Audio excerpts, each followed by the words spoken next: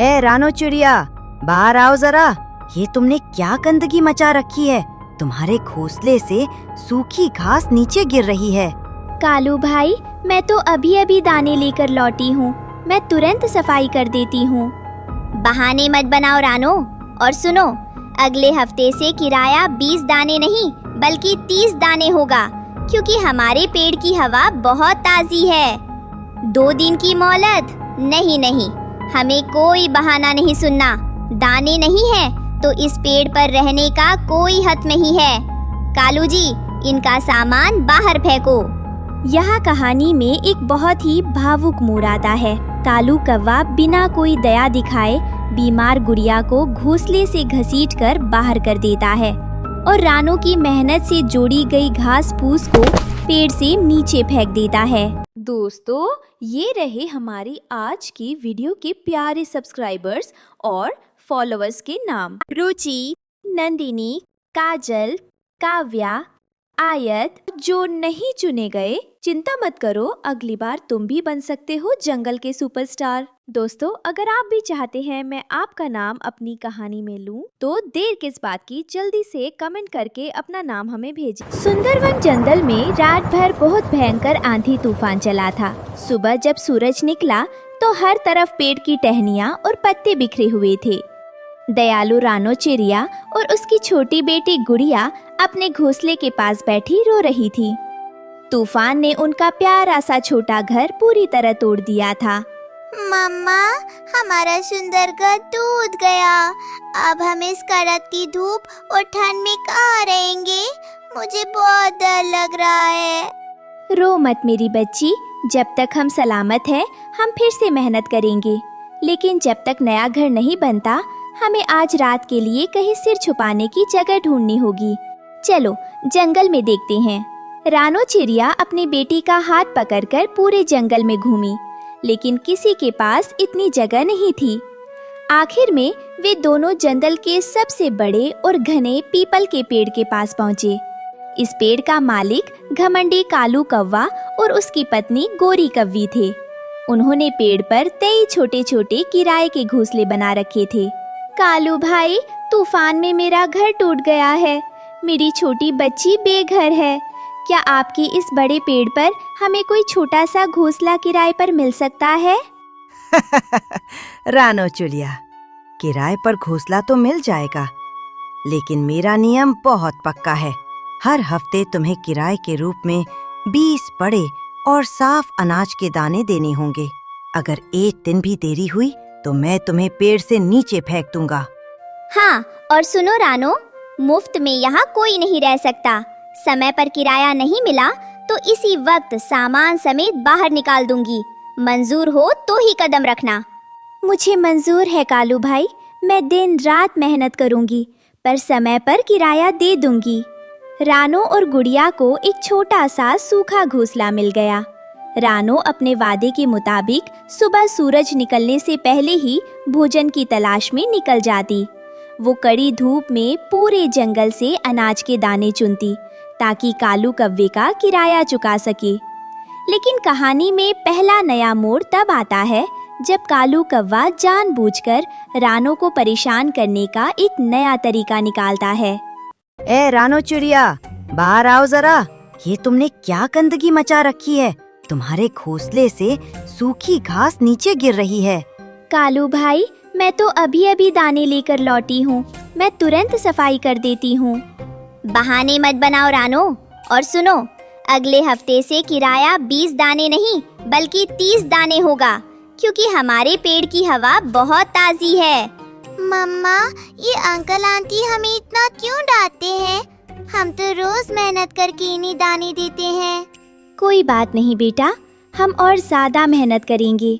किसी के आगे हाथ फैलाने से बेहतर है कि हम अपनी मेहनत का किराया दें। रानो और गुड़िया दोपहर की कड़ी धूप में भी दिन रात मेहनत करती रहीं। लेकिन एक दिन कहानी में बड़ा मोड़ आया। लगातार धूप में काम करने की वजह से छोटी गुड़िया को बहुत तेज बुखार आ गया और वो घोंसले में तड़पने लगी। मम्मा, मम्मा, मेरे पूरे शरीर में बहुत दर्द हो रहा है। मुझे बहुत ठंड लग रही है मम्मा। अरे बाप रे गुड़िया, तुम्हारा शरीर तो तवे की तरह जल रहा है। तुम्हें तो बहुत तेज बुखार है। रानो चिड़िया बहुत परेशान हो गई। आज किराए का दिन था। रानो के पास जो भी थोड़े बहुत दाने थे उससे वो गुड़िया के लिए दवाई और डॉक्टर तोते के पास से जड़ी बूटी ले आई। अब उसके पास कालू कौवे को देने के लिए एक भी अनाज का दाना नहीं बचा था। शाम होते ही कालू कौवा और गोरी कौवी रानो के घोंसले के बाहर आकर जोर जोर से दरवाज़ा पीटने लगे। उनकी आवाज़ सुनकर बीमार गुड़िया और डर गई। रानो चिड़िया, बाहर निकलो। हमारा किराया कहाँ है? पूरे 30 दाने निकालो। कालू भाई, मेरी बात सुनिए। आज मेरी बेटी गुड़िया बहुत बीमार है। उसे बहुत तेज़ बुखार है। मेरे पास जो दाने थे उसकी मैंने दवाई खरीद ली। कृपया मुझे सिर्फ 2 दिन की मोहलत दे दीजिए। मैं वादा करती हूँ दुगनी मेहनत करके आपके दाने लौटा दूंगी। 2 दिन की मोहलत? नहीं नहीं, हमें कोई बहाना नहीं सुनना। दाने नहीं है तो इस पेड़ पर रहने का कोई हक नहीं है। कालू जी, इनका सामान बाहर फेंको। यह कहानी में एक बहुत ही भावुक मोड़ आता है। कालू कौवा बिना कोई दया दिखाए बीमार गुड़िया को घोंसले से घसीटकर बाहर कर देता है और रानो की मेहनत से जोड़ी गई घास फूस को पेड़ से नीचे फेंक देता है। नहीं कालू भाई, ऐसा मत करो। बाहर बहुत कड़कती धूप है। मेरी बच्ची बीमार है, वो मर जाएगी। कृपया हमें मत निकालो। भागो यहाँ से। जो किराया नहीं दे सकता उसके लिए मेरे पेड़ पर कोई जगह नहीं है। रानो चिड़िया और उसकी बीमार बेटी को कालू ने पेड़ से नीचे गिरा दिया। जंगल के कई पक्षी ये देख रहे थे, लेकिन कालू के डर से कोई कुछ नहीं बोला। बस कालू भाई, बहुत हुआ। आज तुमने सिर्फ मेरा सामान नहीं फेंका बल्कि अपनी इंसानियत को भी नीचे गिरा दिया है। मैं रोऊंगी नहीं। अब मैं तुम्हारे इस किराए के पिंजरे में कभी पैर नहीं रखूंगी। मैं अपनी मेहनत से अपनी बेटी के लिए खुद का आशियाना बनाऊंगी। हाँ हाँ, बड़ी आई खुद का घर बनाने वाली। जरा हम भी तो देखें, बिना पैसों और अनाज के तुम कैसे घर बनाती हो। रानो चिड़िया अपनी बीमार बेटी को गोद में उठाती है और जंगल के एक शांत कोने की तरफ चल देती है।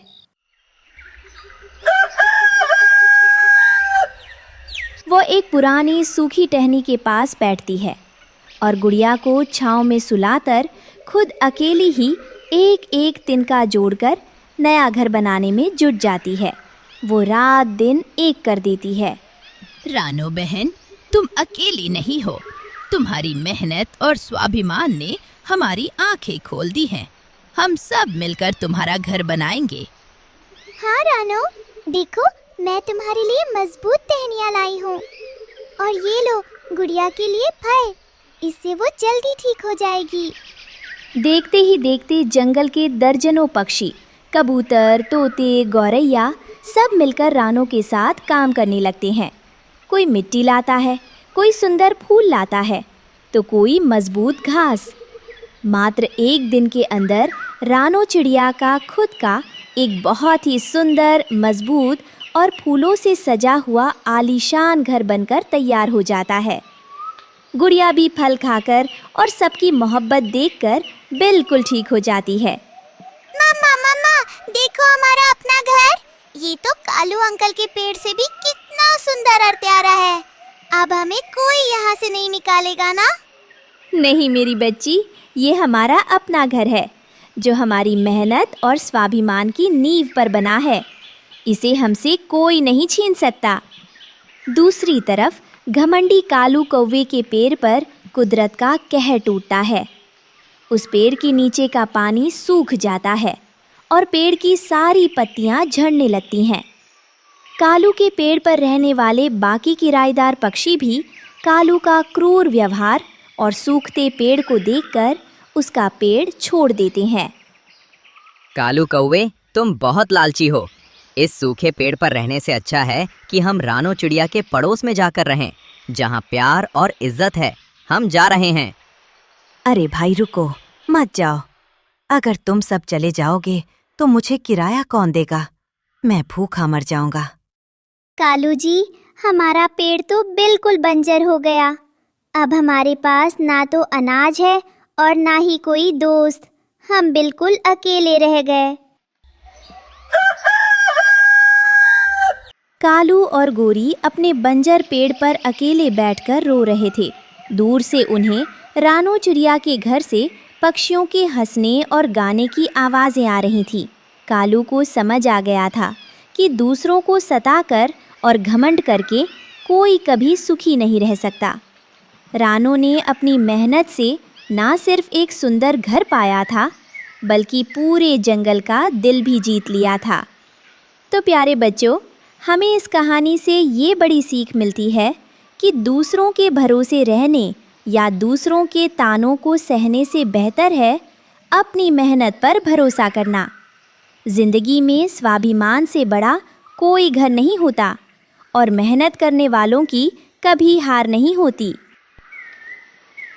इन दिनों जंगल में ठंडी हवाएं चल रही थी। जंगल के सभी पक्षी ठंड से बहुत परेशान थे। अपने अपने घोंसलों में अपने बच्चों को अपने पंखों की गर्मी में समेटे हुए बैठे थे। वहीं दूसरी तरफ एक पेड़ पर रानो चिड़िया अपनी बेटी गुड़िया और बेटे कुकू के साथ बैठी हुई कांप रही थी। अम्मा, कल से पेट चल रहा है। कल से कुछ भी नहीं खाया, पत्ते भी सूख गए। क्या आज हमें कुछ भी नहीं मिलेगा अम्मा? अम्मा, मैं तो अब उड़ भी नहीं पा रहा। भूख से पंख भारी लग रहे हैं। अगर आप चाहो तो मेरा हिस्से का दाना गुड़िया को दे देना। इतना सुनकर रानो चिड़िया की आँखों में आंसू भर आते हैं। उसने अपनी बेटी गुड़िया और बेटे कुकू को अपने पंखों में समेट लिया। नहीं मेरे बच्चों, ऐसा मत कहो। माँ कभी अपने बच्चों को भूखा नहीं रख सकती। बस थोड़ा सब्र करो मेरे बच्चों, मैं कुछ न कुछ ढूंढ लाऊंगी तुम्हारे लिए। तुम्हें यूँ भूखा नहीं मरने देगी तुम्हारी माँ।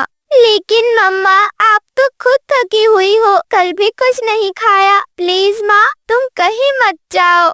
मेरे बच्चों, अगर एक माँ का दम भी निकल जाए ना बेटा, तो वो कभी अपने बच्चों के लिए रोटी ढूंढना नहीं छोड़ती। उसे जब तक चैन नहीं आता, जब तक उसके बच्चों का पेट ना भर जाए। मैं आती हूँ मेरे बच्चों, तुम अपना ख्याल रखना। रानो चिड़िया उड़ती उड़ती हर पेड़ पर गई। किसी से उसने दाना मांगने की कोशिश की तो किसी से थोड़ी घास मांगने की कोशिश की, लेकिन हर कोई परेशान था। तभी उसके सामने एक मोटा पपीता था जो ठंड में अपने फलों से लदा हुआ था। मोटे मोटे पपीतों में लिपटा हुआ वो आराम कर रहा था। रानो चिड़िया धीरे धीरे उड़ते हुए मोटे पपीते के पास जाती है। उसकी आवाज कांप रही थी, लेकिन उसके दिल में एक उम्मीद भरी हुई थी। भाई पपीते, मैं रानो चिड़िया हूँ। ठंड और भूख ने हमें तोड़ दिया है। मेरे 2 बच्चे भूख से तड़प रहे हैं। क्या तुम अपने पेड़ से कुछ फल हमें दे सकते हो? बस 2-3 टुकड़े ही मांग रही हूँ, मुझे ज्यादा कुछ नहीं चाहिए। अरे रानो चिड़िया हो या कोई कौवा, मेरा फल किसी के खाने वाने के लिए नहीं है। मैंने इन्हें अपनी मेहनत से उगाया है। ये ठंडी हवाओं में भी मेरे ऊपर लगे हैं, क्योंकि मैं मजबूत हूँ। तू और तेरे बच्चों को बस रोना ही आता है। तुम तो रोने में माहिर हो। जाओ जाकर कहीं और उड़ो। इतना कहकर मोटा पपीता अपनी आंखें बंद कर लेता है और फिर से सोने लग जाता है। लेकिन रानो चिड़िया की आंखें भर आती हैं। उसकी आवाज कांपने लगती है। पपीते भाई, बच्चों की भूख का मजाक मत उड़ाओ। माँ बनो तो समझो आप कि एक माँ के लिए अपने बच्चों की आंखों में आंसू देखना ये कितना बड़ा दर्द है। अरे माँ बनना कोई बहुत बड़ी बात नहीं है रानो। मजबूत बनो, तभी जी पाओगी। मेरा फल किसी के लिए नहीं है। अब जाओ यहाँ से। रानो चिड़िया थक हार कर चुप हो जाती है। उसके पंख गीले थे और आंखें लाल थीं, लेकिन दिल में अभी भी उम्मीद भरी हुई थी। वो बिना कुछ कहे वहाँ से उड़ जाती है। रानो चिड़िया अब अपने घोंसले की ओर उड़ रही थी। उड़ते उड़ते जब वो अपने घोंसले के पास पहुँचती है, वो देखती है घोंसले में उसके बच्चे एक दूसरे से सिमटे हुए बैठे हैं। माँ, आप आ गई? क्या कुछ खाने को मिला? किसी ने कुछ दिया क्या आपको? मम्मा, क्या मोटे पपीते ने कुछ दिया आपको? उसने फल दिए? क्या अब हम भूखे नहीं रहेंगे माँ? रानो चिड़िया नहीं चाहती थी कि उसके बच्चों का दिल टूटे, इसलिए वो अपने बच्चों से झूठी मुस्कान के साथ झूठ बोल देती है। हाँ बेटा, उसने कहा है कल जब धूप निकलेगी तब हमें बुलाएगा, आज बस थोड़ा सब्र कर लो मेरे बच्चों। माँ, आप झूठ बोल रही हो ना, तुम्हारी आँखों में भूख है, हमें पता है आप निराश लौटी हो, हमें कोई खाना नहीं देगा माँ। रानो चिड़िया ने फौरन अपने बच्चों को अपने पंखों में समेट लिया। नहीं नहीं मेरे बच्चों, जब एक माँ झूठ बोलती है ना मेरे बच्चे, तो सिर्फ इसलिए ताकि उसके बच्चों का मन ना टूट जाए। धीरे धीरे रात गहरी हो जाती है। रानो अपने दोनों बच्चों को अपने सीने से लगाए खुद ठंड की हवा में कांप रही थी, लेकिन अपने पंखों के बीच उसने अपने बच्चों को गर्म रखा हुआ था। सुबह धूप निकल जाती है। जंगल अब धूप से चमक रहा था। मोटे पपीते के पेड़ के पत्ते साफ साफ खूबसूरती से चमक रहे थे, लेकिन मोटे पपीते के दिल में एक अजीब सा भारीपन महसूस हो रहा था। वो सोचने लगता है, रानो चिड़िया की आंखों में वो दर्द, वो बच्चों की तड़प, शायद मैंने गलत किया है उसके साथ। तभी मोटे पपीते की नजर रानो चिड़िया पर पड़ती है, जो शायद अपने बच्चों के लिए दाने की तलाश कर रही थी। मोटा पपीता अपने एक दो फलों को नीचे गिरा देता है। रानो उसे देख लेती है कि मोटे पेड़ के पपीते के फल नीचे गिरे हुए हैं। रानो चिड़िया फौरन कूदती हुई उसके पास दौड़ती है। रानो चिड़िया ने फल उठाया और अपने बच्चों के पास खुशी खुशी वापस आई। वहीं दूसरी तरफ मोटे पपीते ने आसमान की ओर देखकर कहा, हे भगवान, मैं समझ गया हूँ, कभी कभी सबसे बड़ा सुख देने में होता है, बचाने में नहीं। मोटे पपीते की आंखों से आंसू झलक आए और उसने ये फैसला किया कि अब वो जंगल के सभी पक्षियों की मदद करेगा।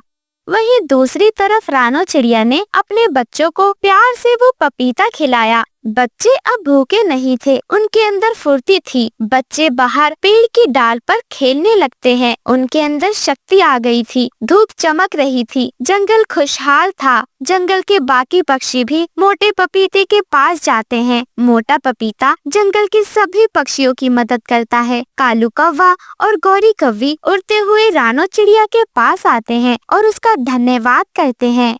रानो बहन, मोटे पपीते ने हमें सब बताया। तुमने उसे एहसास करा दिया है कि एक माँ की ममता से बढ़कर कुछ नहीं होता। रखने से कुछ नहीं होता, लेकिन बांटने से दुख भी बट जाते हैं और खुशियाँ मिलती हैं। हाँ रानो, आज तुम्हारी वजह से ही जंगल का हर पक्षी भूख मिटा पा रहा है। तुम्हारा बहुत बहुत शुक्रिया रानो।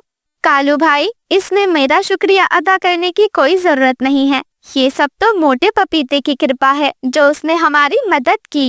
एक शाम जंगल में तेज हवाएं चलती हैं, जिससे पक्षियों के घोंसले टूटकर नीचे गिर जाते हैं। जंगल के सभी पक्षी बहुत परेशान थे। तभी मोटा पपीता सबको आवाज लगाता है, जंगल के पक्षियों, यहाँ आओ, मेरी तरफ आओ, मैं तुम्हें घर बनाकर दूंगा। और फिर जंगल के सभी पक्षी उड़ते हुए मोटे पपीते के पास जाते हैं। मोटा पपीता उन सबको सुंदर सुंदर घर बनाकर देता है। जंगल के सभी पक्षी अब उन घरों में हंसी खुशी रहने लगते हैं।